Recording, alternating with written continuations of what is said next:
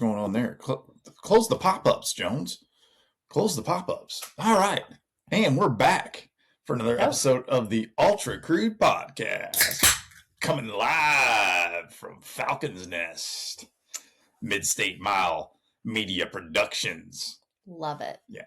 Let me get this. There's a little something there. There we go. Oh, thanks. Yeah, yeah. So we have a podcast. My name's John. With me as always, Becca Mary Francis Jones, ultra runners here in the mid-state, race directors, life partners, coaches. We do a little bit of everything around here. Mm-hmm. And this is an evening show. It is. It's been a busy day. You know, maybe we could have got it in this weekend, but we were busy traveling to the Great Wide North. We could have done a remote show. We could have. We could have taken the equipment to the Great White North, sat down with Ma and Pa. I think people would have loved it. And just see what came out. Yeah. I love that. Yeah, we made the pilgrimage to northern Indiana, the Hoosier State. Where Jan is from. Yep, my home. Well, I mean, this is my home, but the land of my youth. Where you hailed from. To celebrate Christmas with the family. It was a delightful time. It was actually my grandparents' house. Did you know that? Yeah. Oh, okay. Yeah. I didn't know if you knew that. I did. Yeah, I mean, you hadn't told me, but your parents had told me. Oh, okay. Some Christmases ago. Yeah. Yeah, yeah. A little Christmas in January. That's not so bad. Listen, there's never a timeline where it's too late to get together with your family and celebrate things. Agreed. You know, if you have the opportunity and you have the means, you need to go ahead and do it. Yeah. I burped a little bit there. Sorry, I got the burps. This Fresca. It's post-dinner. It's a post-dinner show. It is. It is. Probably a little heartburn. Yeah, a little bit. So what, it's not that far of a car ride, but it is all you can do to manage the length of the journey. Well, yeah. Well, it's kind of a flat car ride. It's a lot of redundant scenery. There's no like sweeping vistas or anything. Not that I'm knocking it. I'm here for the Great Plains. Like, that's fine. I love the cornfields and prisons and airports and racetracks in between. Like, it's totally fine. But like, once you've seen them 3 times, well, first of all, we have to drive all the way through the state of Kentucky. And I don't know that anybody would categorize the state of Kentucky as flat. And then all of southern Indiana, which isn't flat either. Yeah, but like the parts of Kentucky we're driving through aren't like the real pretty. Like, there's some pretty ones. There's some pretty parts of Kentucky. Don't get me wrong. But Kentuckians are going to come for you. Well, they can. You can't be talking down on people's states. Listen, Western Kentucky's not as pretty as Eastern Kentucky. And if you have been all over Kentucky, I think it's just a difference of what you appreciate. I appreciate all things. I was looking for caves on Caltopo as we went around. I was looking all around. You did better on the 2 journey than you did on the back journey. Yeah. And to be fair, it's a long day of family Christmas. Mm-hmm. It's a whole day. Getting, 15 some people in a house together and prepping. Playing the games. Prepping for dinner. Doing the celebrations. My family does a couple of different, things, iterations of gift exchanging. Mm-hmm. And so that's a lot. It's a thing. Everything's a thing. Everything is a thing. We have wonderful traditions. Mm-hmm. We have fun things like that. Yeah. But I've gotten more involved in the preparation process. Yes, you have. As of late. Yep. So it's a longer day. You didn't have to make cookies this year. Thank God. Thank fucking God. It's not that I don't love that delightful activity. That 45 minutes is... I just don't like making cookies in general. No. I'm not like a baker. There's a lot of things I will do that can be meticulous, take time, require a baking or cooking skill. Cookies. Which your end of the process requires none of those things. Like, so just set the record straight. Miss Jones is not making cookies at all. Not even a little bit. She has been tasked with rolling cookies in sugar so that they can then bake. Like, she's not going through a recipe book and putting ingredients A together. 5-year-old can Not do doing my it. task. Pretty much. I've seen 5-year-olds do it, yeah. And probably better. But I am very uninterested in doing a Certainly good job. more enthusiastically. Yeah. Well, they're excited for cookies. You look cute when you do it. Thanks. That's all that really matters. I mean, that's pretty much. Yeah. Do I look cute doing this? Absolutely. It's cute baby. for me. I've never been more enamored with you than I am right now in this moment. That's exactly how you should feel. It is. It is how I feel. I'm usually washing dishes and making dinner and. Well, that's why I do it. Sorting things for the next day. Yeah, I do it for you. And then we play the games. Grocery store bingo. Grocery store dirty bingo. No, it's not bingo. I don't think we call it bingo, but it's like grocery store. Dirty Santa. Dirty Santa or white elephant. It's a dirty Santa. I think we should come up with a different name for it, but that's pretty much what it is. White elephant. Is this Alice in Wonderland? Nah, Isn't that what the white elephant? I was going to call it Who's Your Swap. Sure. Doesn't matter. Nope. Doesn't matter. No, but it's a fun little thing. I actually enjoy that part of it. It's good. And we woke up to snow. Ugh. It's a Christmas miracle. No, it was delightful. I was so happy. You were really happy because about I bitch every time we go to Indiana saying, listen, if we got to go to this cold ass motherfucker, I want it to at least snow. Like, why do I just have to sit in the cold? But it snows up here. This is the land of snow. Like, they do snow things. And snow it did. It did. Went to sleep, bam, woke up, snow. Only took 1,000,000 years. Like 6 years. It's not snowed any other time we've been up there. I don't know if that's accurate. We might have had flurries at one point, but no, it's just been cold. Just cold. Really? And it snowed either before we came or after we came. Which is usually how I like it. No. If I'm going to be there and be cold and be in the Great White North, I want some White North. I want to traipse through it. We left on snowy, icy, slick roads. We did the way they do the roads. Whatever. Whatever. It's so dumb. It's fine. Warsaw, Indiana. Get it together. All right. Okay. So there's that. Yep. Allie's been doing wrestling. Oh my goodness gracious. That's been interesting. Allie's been doing wrestling. And this is fun. I never imagined Allie to be wrestling. She weighs like 98 pounds. Soaking wet. Like, and frozen. When she came home and said, hey, I'm on the wrestling team, I was like, yeah. All right. This is interesting. Mm-hmm. We'll see how this goes, because if we're all being honest and we're in the honesty tree with the trust branches and the truth leaves, I was like, yeah, this ain't gonna make it. Not that I wasn't invested. Immediately got her wrestling shoes. Oh yeah. Immediately invested in the tools she needs for success. Yes. Like, hey, this is what you're doing. We're here for it. Let's go. But like, let's see if she makes a week practice, because wrestling practice is hard. Yeah, and they do it 5 days a week, and now they have matches 2 days a week, and then wrestle every day, or actually matches twice a week, and a tournament on the weekends, and they are wrestling basically 6 days a week. It's high school wrestling full bore, and it's a really young girls team. She's one of 2 girls on the girls wrestling team, so she's wrestling other girls. She's not mixed doubles or none of that nonsense. We don't play those sorts of games in this house.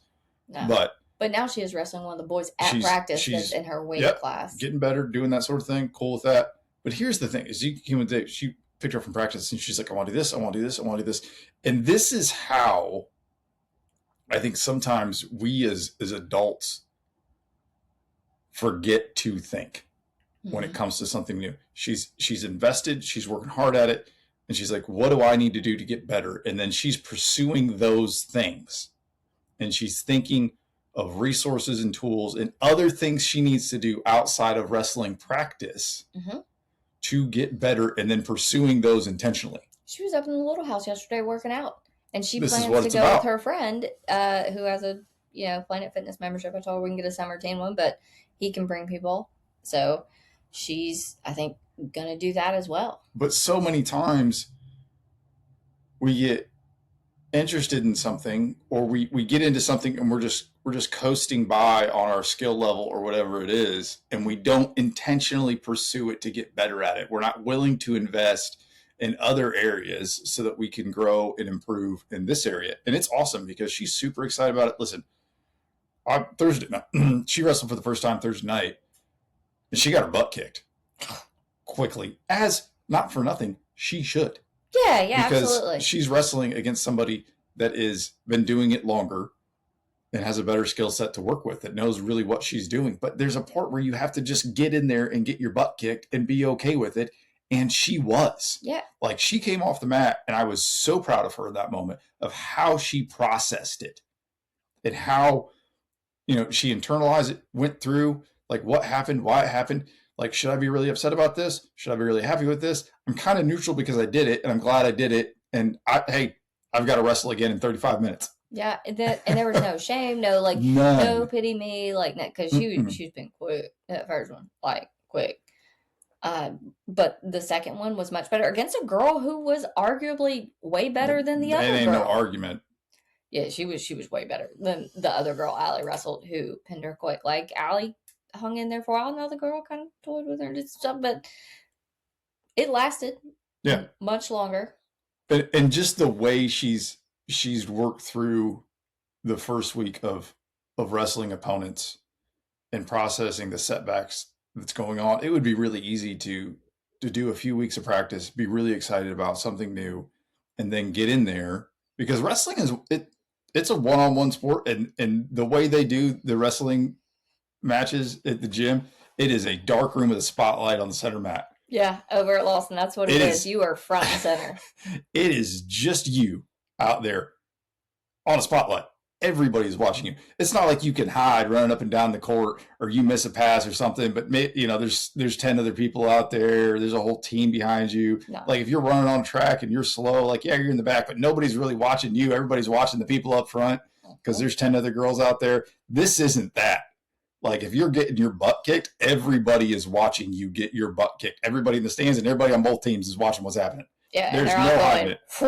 You get your butt kicked. And how easy it would be, and how often we do this as adults, get excited about them, step into it, and then blow up in front of everybody and go, I'm not doing that again. Yeah. I'm not facing that again. Maybe this isn't for me. And had she came off the mat and went, this isn't for me.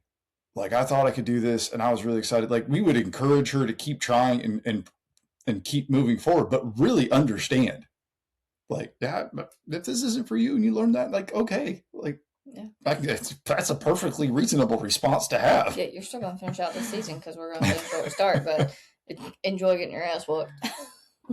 But no, I'm just her desire to get better, and she really has been enjoying it. And it's hard. She comes home sore. She comes home exhausted, and she is just excited to get back to it the next day. Mm-hmm. She's already looking at wrestling camps for the summer and what she can do, and I'm just really proud of that. And you in running, you see people have a DNF or have a bad race, and all of a sudden have a bad section.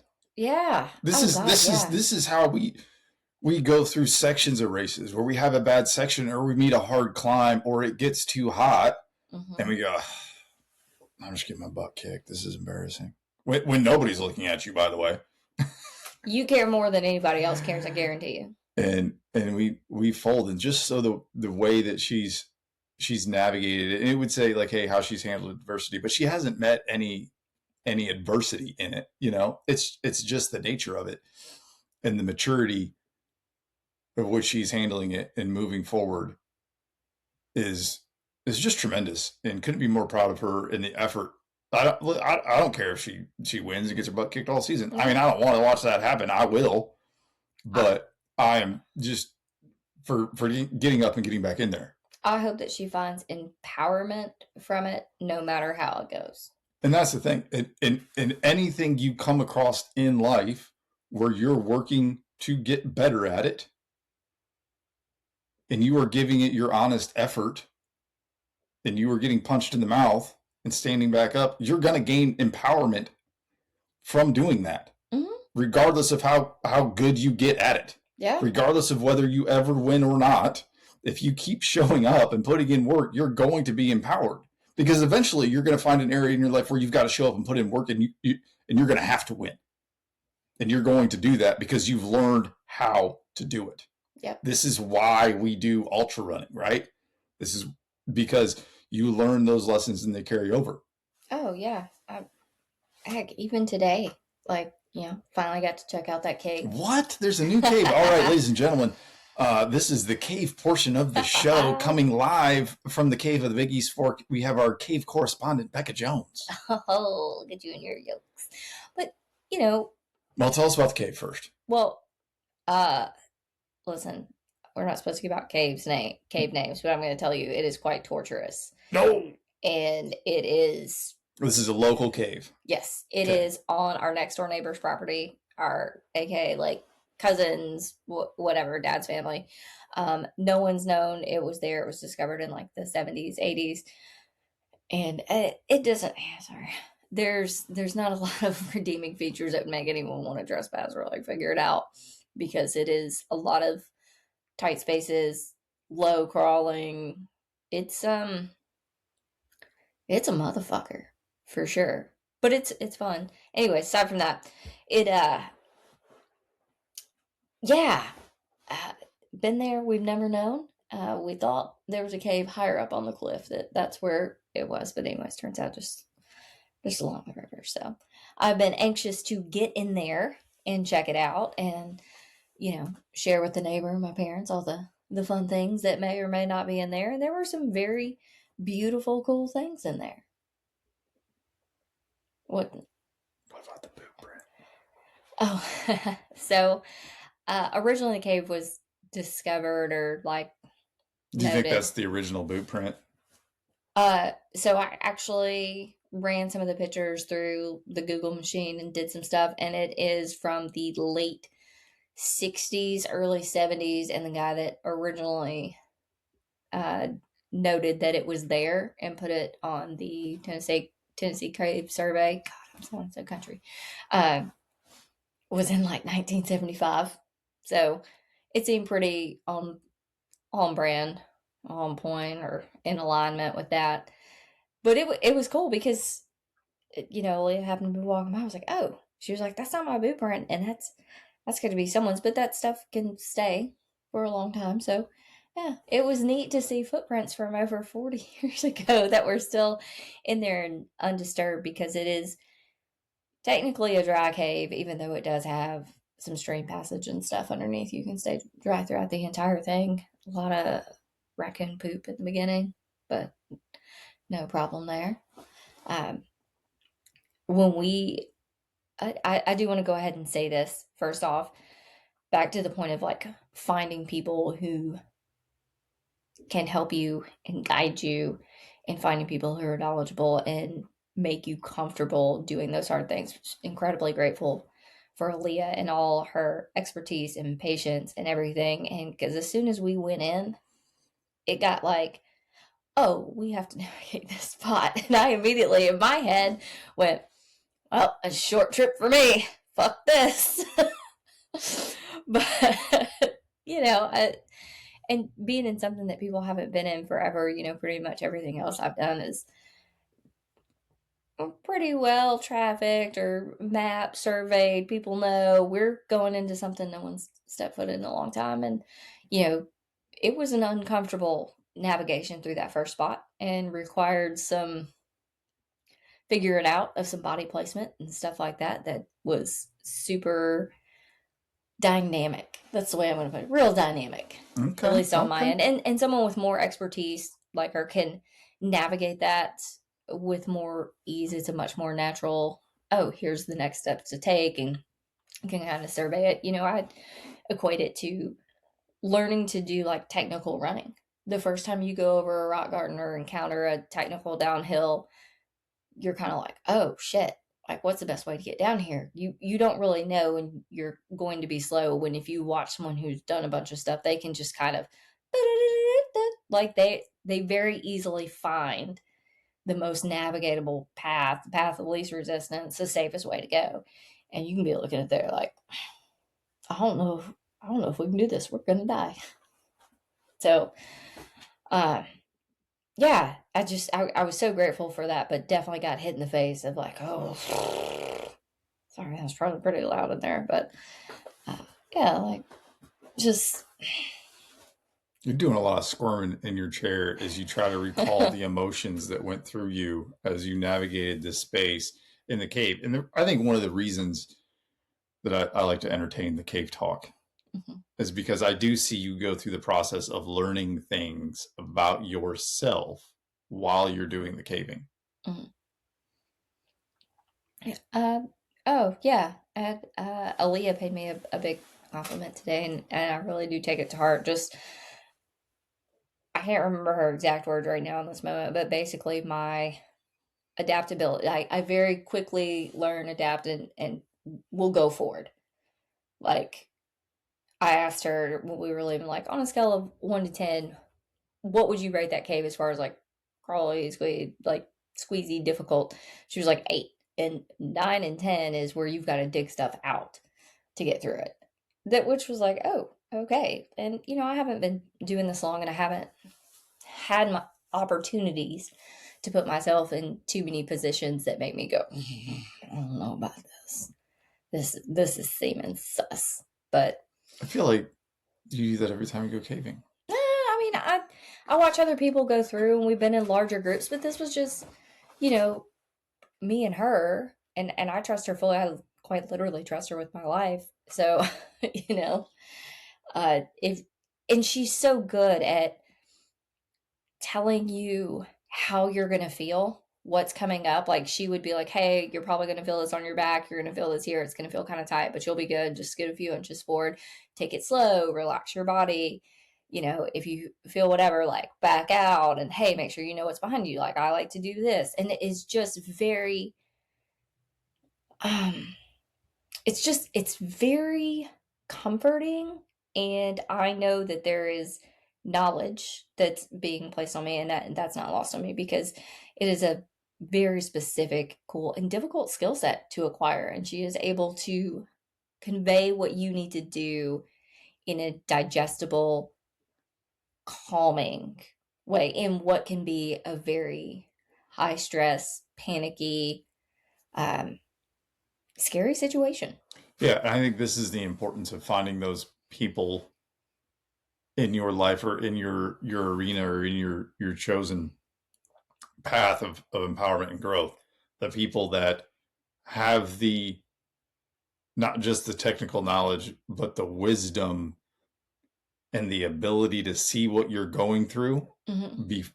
before you're at that next step, and then be able to turn and recognize it, because a lot of people are very skillful out here in the world. Mm-hmm. A lot of people know how to run really far. A lot of people know how to get really big. A lot of people know how to build businesses or,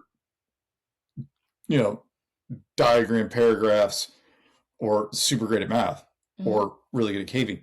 But not everybody that is good at something has the ability to then transfer it to someone else. Yes. Not everybody is a teacher. A lot of people want everybody to know how good they are. Yes.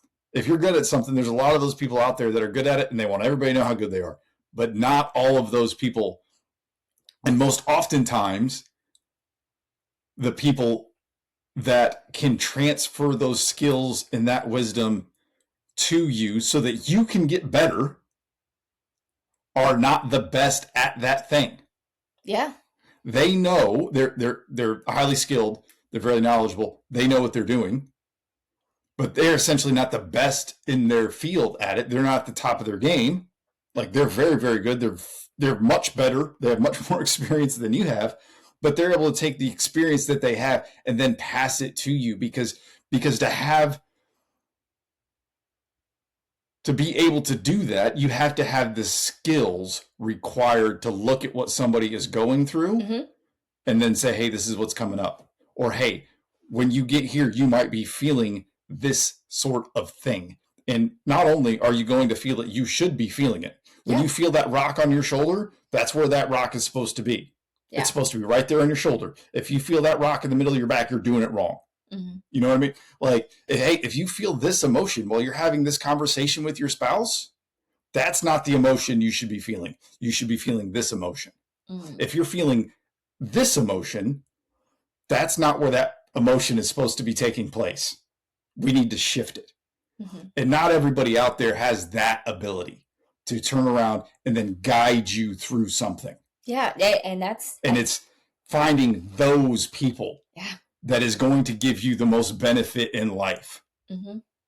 Yeah, I mean, we spent almost 4 hours today of crawling around, and truly, I feel like I learned so much, and also just really learned that my body is capable of so much more. And there was the spot we hit, I think it was like it's a little bit further in, and it was a second, like there was, I'm not going to say there was no way that I could get through the way that she did, but I was not at a place where I was comfortable enough. Right. But that's part of it too, right? Like when you see somebody, when somebody is teaching or somebody's going, like you might not be able to do it the way they're doing it, but they're going to give you just enough so that you can do it and then adapt your own style and be able to do it your way, or so that you can do it so that you can continue growing in that area so that the next time you'll be able to do it the way they're doing it. You'll be able to do it at the speed and grace that they are doing it. Yeah, because there was a part of me that was like really disappointed internally. I was like, oh, God, I don't suck, Jones. Well, I was like, I want to keep going, and I know that we have so much further to go, and I want to see the things,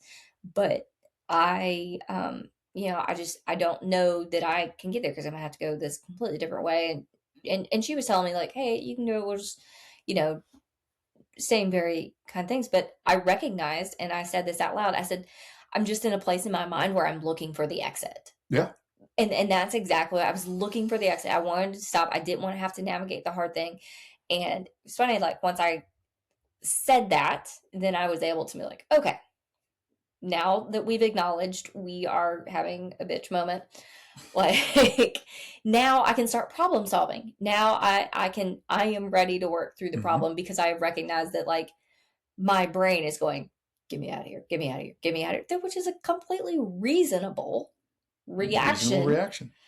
And and Aaliyah probably is she. This is the point of having this person is to recognize that, hey, you're looking for an exit. You see me do this. I made it look easy. This is the way you can. This is your door forward instead of backwards.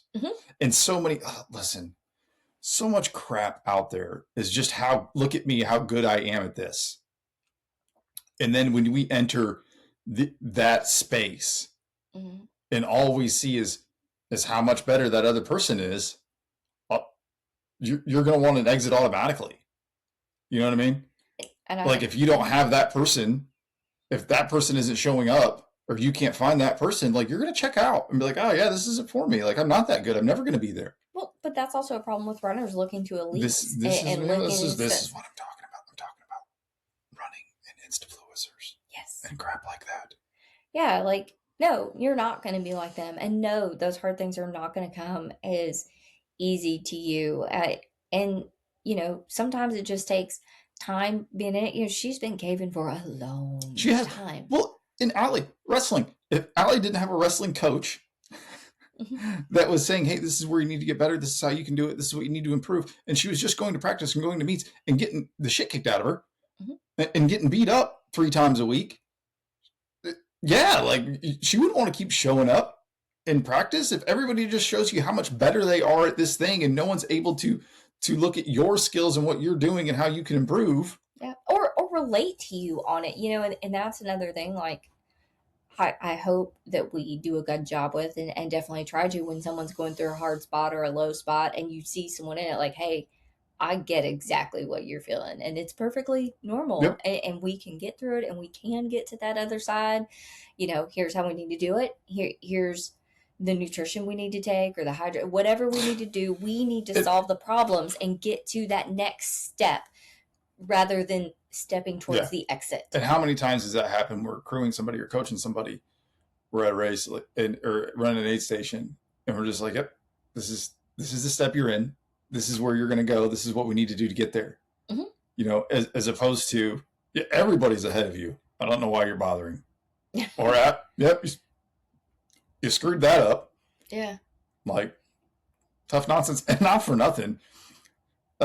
Some of these jokers get in those situations because they're just trying to be like the people at the top of the game. Yeah. And you just got to be able to do what you can do and find how you can do that better, and how you can, do what you're doing better.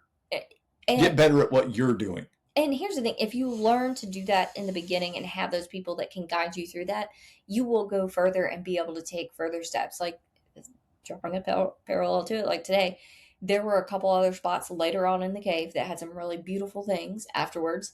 Had I not had the guidance and built the confidence to get through some of these places, I wouldn't have gone. Like, that would have been the day. Yeah. We went to the very end of the fucking cave where you could not go any further unless you're maybe digging out a shit ton of gravel or whatever you're going to do. Don't know. But, like, we couldn't go any further physically.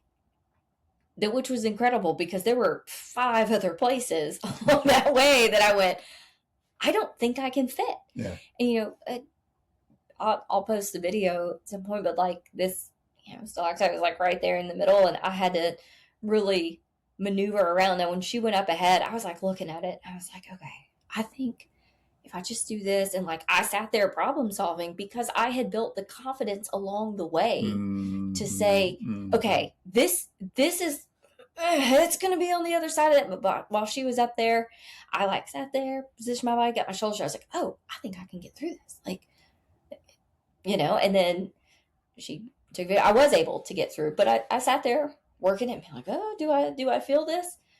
But I wouldn't have done that. I would have looked at that and saw how much space her body took up to get through there. And she's much smaller than me, and compared what she can do to what I can do. She's like a foot taller than you. I don't know. Yeah, but she's so much skinnier, and she's so limber and, like, just able to. She is aware of her body parameters and what it can do. And I am still very much learning all of those things. So through all this process, I'm granting myself grace. And it's really kind of like learning to ultra run again, like the very beginning. Yeah. I remember all those things that I went through, and I was really glad when I would find different types of trails to do and longer distances and all these things. And I found that my rubber band could stretch more. And the more I had really good mentors and guidance and got outside my comfort zone, the more tools I had to work with. Yeah. And I think that that's really important to find people that help you find those tools and utilize them, because you can have all the tools and not know how to fucking use them. Or don't have someone that encourages you to use them. Both of those things, which is why this is why I love coaching so much. Mm-hmm. And I enjoy guiding people. Coaching is a bigger term than just running coaching for me. Yeah. Because I care about how people live their lives and I want them to grow. But that's what's so wonderful about it from the coaching aspect, is because you shepherd somebody and then they get out there on their own, and they come back and they've applied what they've learned on their own. Like, you applied the problem solving, took what you learned 10 minutes later, we're able to use it. And I think it's a really fun dynamic of you and Aaliyah because you've been Aaliyah's ultra running coach. Mm-hmm. Yeah. and she has dubbed you the sacred midwife of ultra running as you have ushered her through this ultra running journey. And then she's taken what you've taught her and you're coaching, and then she's been able to go and apply those lessons when she's been on the trailer alone or at her just gone to a race all on her own. And so and so now that she's coaching you through this caving process, and just how you both absolutely adore one another, I'm a little intimidated by the relationship. I'm not for nothing. Like, it's an intimidating relationship because in y'all's presence I am not needed at all. I am unnecessary when you and Aaliyah are together. It's just, I am dead weight. I'm not even worth driving the car at that point. Like, just go away. We don't need you. So there's that. But when I started running, like, I didn't have anybody when I started running. Like, I didn't have anybody to coach me through the process. I didn't have anybody to to guide me of what running should look like and what running should feel like, and how to train, and nutrition, and hydration, and technique and shoes and all of that nonsense. Like, I didn't have any of that when I started running. I figured it all out on my own. I went down to the cave and I just started crawling and shimmying around the best I could. And then eventually I found a group in Nashville, but how much farther behind the cave would you be, had you not had somebody that could look at you and assess, and then pass on the wisdom and the skills and knowledge they had. Yeah.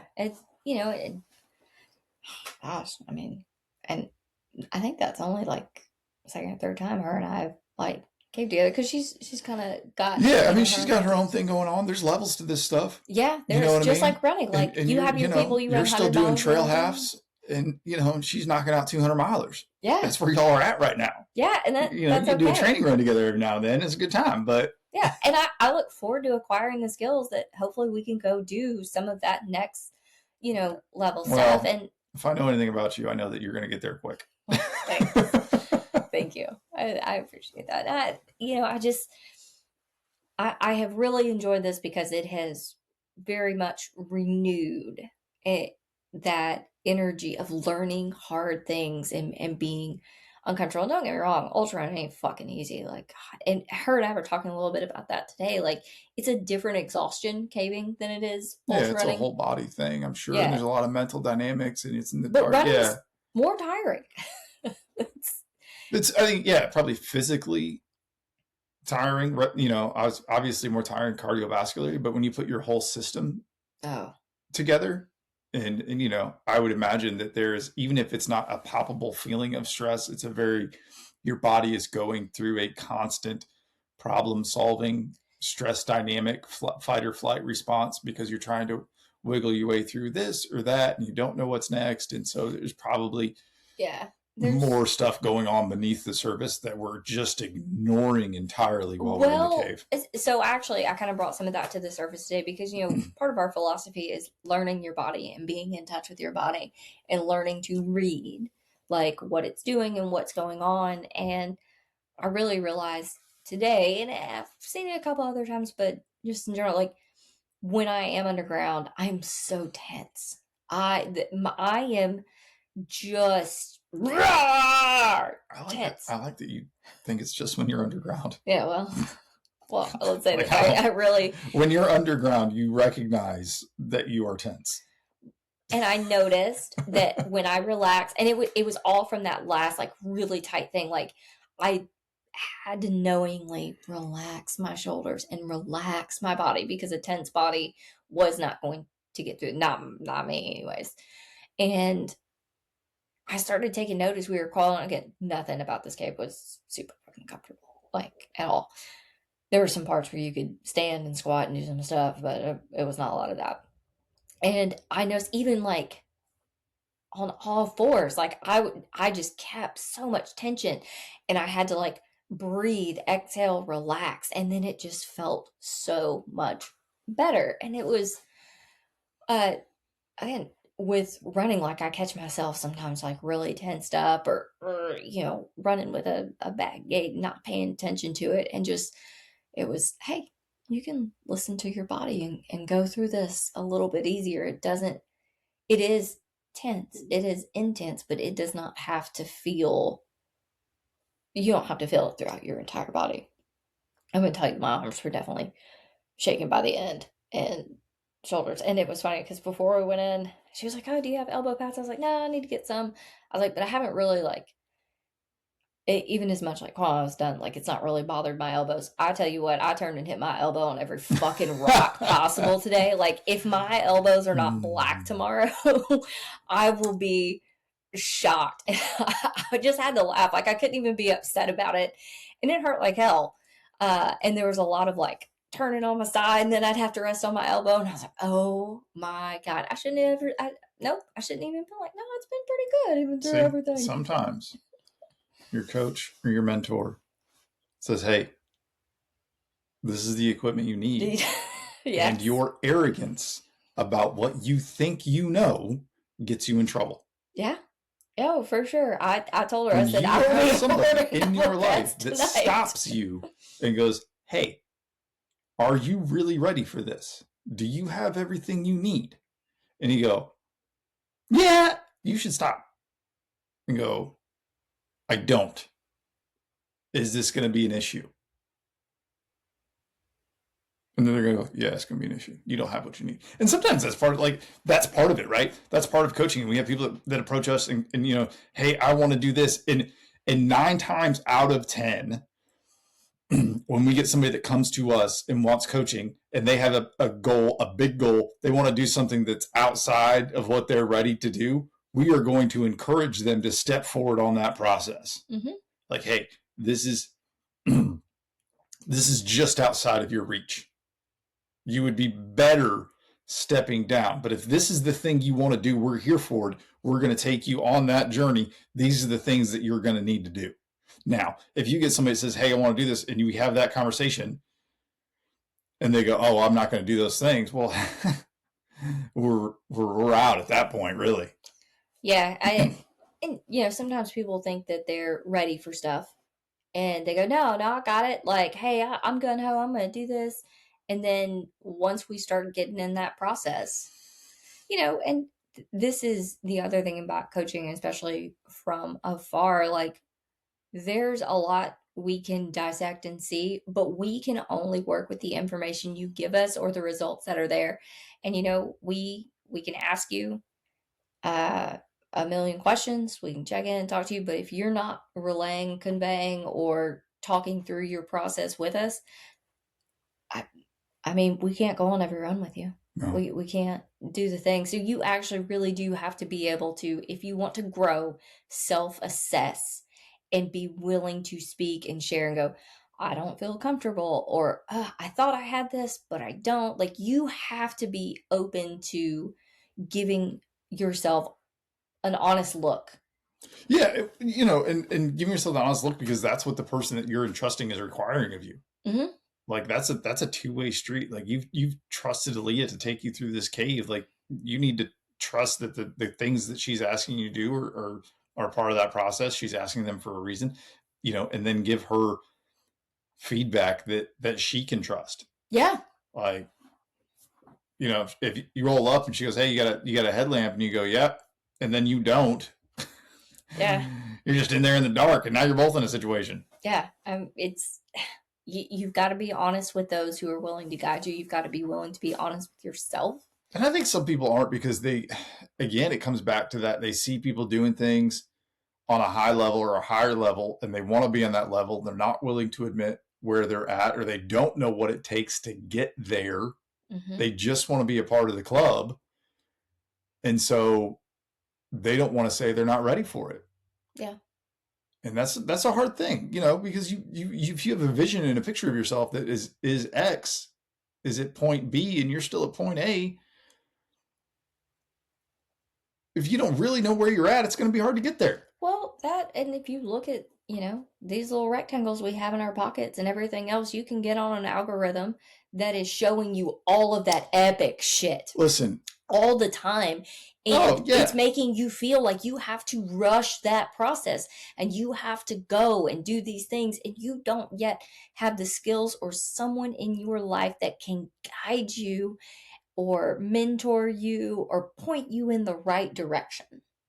And that everybody's a professional on the rectangle. Oh yeah. God. And there's good professionals out there. There's good people to trust out there. Mm-hmm. But then there's some that are just spewing garbage and reiterating nonsense that they heard. Yeah. Or carrying over bad habits into a new sport and not getting anywhere with it. Yeah. And wonder why they're not. And you have to be careful if you're hiring someone who is just going to tell you that what you're doing is right, and you just want basically confirmation that what you're doing is right and not actually guiding you towards what is right. And we haven't encountered a whole lot of that, but the other thing that will happen is people will just tell you to do what they are doing. Yes, and that's not. Or say what's going to work for you has worked for them. And it might, but it might not. And it might And Aaliyah was able to say, this is the route that worked for me. I don't think it'll work for you. You can go that way. I can run 90 miles a week because all I do is run and take naps and eat protein bars. You have a full-time job and a family. I don't know that running 90 miles a week is good for you. But if you run these miles this way, we can get to the same place. Yep. Absolutely. It's And that's, as a coach, as a mentor, as a guide on this journey of ultra running your life or whatever it is, you have to put your ego in check and understand that the way you are doing it is not the best way for everyone to do it. You have to be able to understand where they're at and the information they need and what they can process, and then guide them through their own path to get to the same spot. Yeah. Yep. Like, the way that you train to run 100 miles is different than the way I train to run 100 miles. We are both capable of going, this is what's going to work for you to be successful. This is what's going to work for me to be successful. And then flip-flopping them and snickerdoodling them. Yeah. Like, you know what I mean? And part of it, like, we have to understand the science. Yes, we have to understand the things. And we have to also understand how that is applicable to each individual. But I'm saying, like, just in the micro of you and I training and running, like, we are able to recognize when we're talking about your training plan, we're not trying to do John's plan. Like, we're not doing it. No. And when we're talking about John's training plan, we're not trying to do Becca's training plan. Right. No, 100%. Even you've ran more hundreds than I have. You've ran farther than I have. You've ran quicker than I have. Well, why wouldn't I just want to do what you do? What I do doesn't work for everyone. But that's the thing. But that's the nonsense. That's the ego that's out there in the space. And it's so hard for the new people to recognize that in a mentor, in a coach, in a guru, in a yogi, in a whatever. Yeah. And also which is why it makes that role for you and I and other people that much more important, because you have to take your own ego and goals out of it. Yes. And we will still apply some of the same types of we're talking about principles and workouts and things, but those will have to be structured for different individuals in a different way, because still so much of what we believe is that running should add to your life. It should not be your life. And if it starts taking away from that, then, then you don't want to do it. You get burnout, you get overwhelmed, you get stressed, then you don't want to do the workouts, and then you stop doing the workouts altogether. Yeah. And then you still have goals and things on the books that you ain't showing up for. No, and you're not showing up in the way that, you should. And we understand that there's life stuff that comes up, and it's our job, if you communicate with us, hey, this is what I got going on, to shuffle those things for you or tell you what you should or should not do. We train people, we coach people that train 6 days a week. We coach people that train 2 or 3 days a week. Yep. Like, and if you think we're coaching them the same way, no. Like, not even close. Do they have similar goals? Do they have same distance goals? Absolutely, they do. They do. And do they have... But they're different people with different lives. So that's just, I don't know. I don't know how we got here. Finding people who are going to guide you through difficult things and actually give you digestible, applicable information, feedback, coaching, and, putting you in a position that helps build your confidence or find, new guardrails for you. Like, that's another thing. Like, sometimes you step into an arena or a race or whatever that is, and you go, oh, you know what? I don't like doing these types of things. Like, I don't like exposure. I don't like high altitude racing, or I don't like, flat stuff with a lot of water crossings. I don't feel comfortable. Like, you find where you will have the most success and what's going to help you stay engaged and loving the work that you're doing. I feel like you can only have so many setbacks or frustrations before you go, I don't even want to fool with this anymore. And if you have people that can help you, and here's the thing, you are going to have disappointments. You're going to have what people consider, taking a loss or DNFing or fucking shit up, or there's gonna be times where I'm not gonna be able to go further in a cave and be like, I'll wait for y'all, hang out right here. But you know, people that will help you navigate that and build a stack of wins that keep you pushing forward. Well, that's good. Yeah. And on the cave note, there were so many cool fucking formations and so much shit. Like, I thought this was just going to be more of like this karst situation, crawling over rocks. There's some stream passage. There were so many pretty and cool things and flow stones and stalactites and stalagmites, and there were even some like rimstone dams. Like, it was just like, oh my god, there was so much stuff, and it was pretty much the cave went, crawl through this really tight spot, here's something cool. Crawl through this really tight spot, here's something cool. It was just a constant, like, I got to see so many pretty and amazing things that I never would have thought in a cave like that close to the river, especially like in this area. It's just like, whatever. And it made you work for it. And oh my god, just laying there looking at these fossils, like shit that's like millions of years old, just like right there in your face, and these like little crystals and cool things. Like, it was well worth shoving the panic way down in my soul every step of the way. So anyways, for those who are interested, Solid. Cool things. That's awesome. I'm here for it. Okay. Maybe we'll get you in there one day. Not a chance. Maybe. No. Why? It's not a maybe. I don't want to. Okay. Fine. No. Mm-mm. Fine. Nope. Mm-mm. Okay. Like, I like how it's like, oh, I'm worried about Aaliyah. It's so much smaller. I don't know if I'm going to fit through this. Yeah, there's probably, I'll slide through there real easy. Probably pretty good. Hush your mouth, Jones. Well, your year's off to a rocket start, as we're in week 2 of January here. Mm-hmm. Running, crushing it, running, caving, trying, feeling good, getting back to being good. Got high hopes for this year. Yeah, I think doing this anti-inflammation thing's really going to help with that EBV reactivation and get my body settled and get me back to a good place. And maybe I will even start Brazilian Jiu-Jitsu this year. Maybe I'll throw that in too. Lord knows I need more hobbies. Maybe you only live once. You got to do the fun things. Yep. What about you? How's your year off to? Good start. Good. I mean, I've been in a good mood most of the year.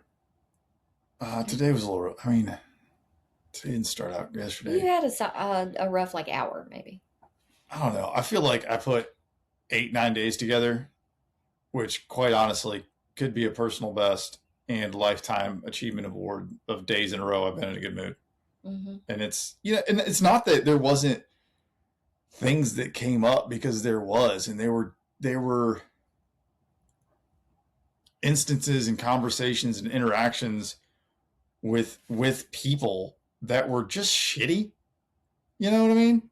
Mm-hmm. Like, just like, what is going on here? And I think a lot of times, like, I would push that off or push it out and deal with it in the future.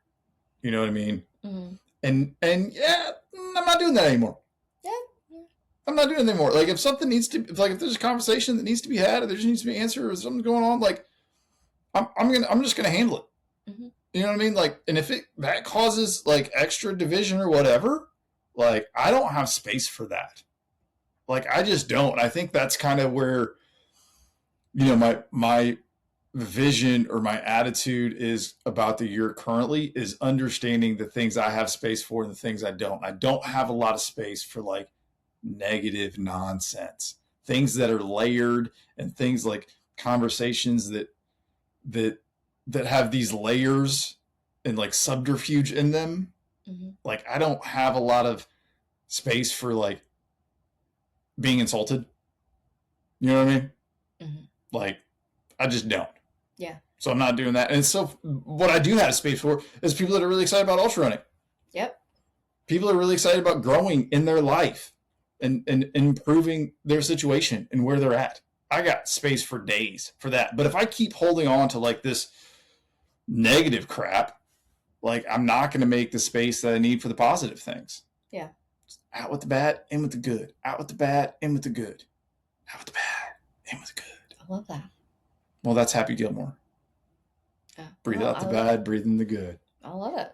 So, yeah, fantastic start for the year. Mm-hmm. Rocky couple days. But you know what? I'm still doing marshmallows in the morning. I only eat marshmallows until noon every day.